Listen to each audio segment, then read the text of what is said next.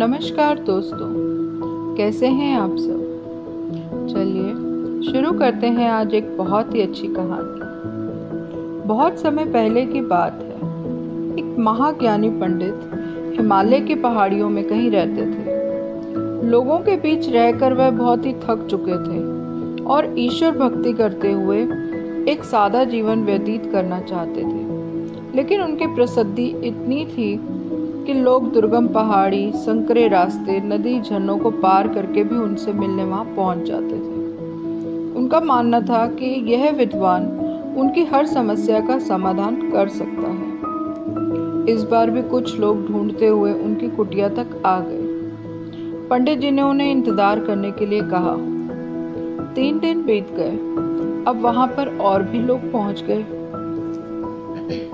जब लोगों के लिए जगह कम पड़ने लगी तब पंडित जी बोले, आज मैं सभी के प्रश्नों का उत्तर दूंगा, पर आपको वचन देना होगा कि यहाँ से जाने के बाद आप किसी से भी इस स्थान के बारे में नहीं बात करेंगे, ताकि आज के बाद मैं एकांत रहकर अपनी साधना को पूरा कर सकूं। चलिए अब अपनी अपनी समस्याओं को बताइए। यह सुनते ही किसी ने अपनी परेशानी बतानी शुरू ही की थी, लेकिन वह अभी पूरा बोल भी नहीं पाया कि बीच में किसी और ने अपनी बात शुरू कर दी। सभी जानते थे कि आज के बाद पंडित जी उनसे कभी बात नहीं करेंगे, इसलिए सभी लोग जल्दी से जल्दी अपनी बातों को रखना चाहते थे। कुछ ही देर में वहां का दृश्य एक मछली बाजार जैसा हो गया और अंततः पंडित जी को चीख कर बोलना पड़ा, कृपया शांत हो जाइए। अपनी समस्या एक पर्चे पे लिखकर मुझे बताइए। सभी ने अपनी अपनी समस्याएं लिखकर आगे बढ़ा दी। पंडित जी ने सारे पर्चे लिए, उन्हें एक टोकरी में डालकर हिला दिया और बोले, इस टोकरी को एक दूसरे के पास कीजिए।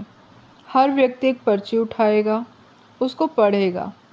उसके बाद उसे निर्णय लेना है कि क्या वो अपनी समस्या को इस समस्या में बदलना चाहता है। हर व्यक्ति ने एक पर्चा उठाया। उसे पढ़ते ही वह और सहम जाता।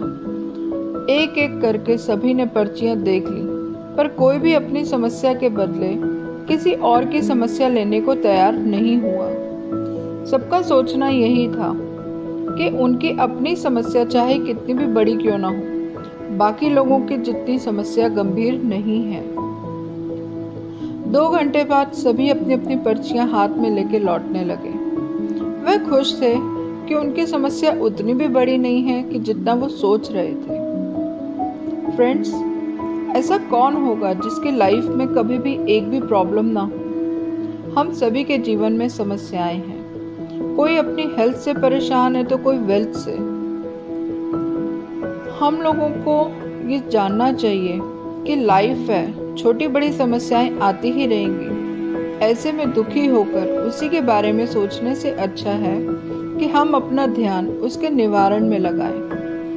और अगर उसका कोई सॉल्यूशन ही ना हो तो कोई अन्य चीज़ पर हम फोकस करें। हमें लगता है सबसे बड़ी समस्या हमारी ही है, पर यकीन जानिए इस दुनिया में लोगों के पास इतनी बड़ी बड़ी प्रॉब्लम्स हैं कि हमारी तो उसके सामने कुछ भी नहीं। इसलिए ईश्वर ने हमें जो भी दिया है उसके लिए हमें थैंकफुल रहना चाहिए और एक खुशहाल जीवन जीने का प्रयास करना चाहिए। दोस्तों, अगर मेरी ये कहानी आपको अच्छी लगी हो तो प्लीज़ इसे लाइक, शेयर और सब्सक्राइब ज़रूर करिएगा। Thank you.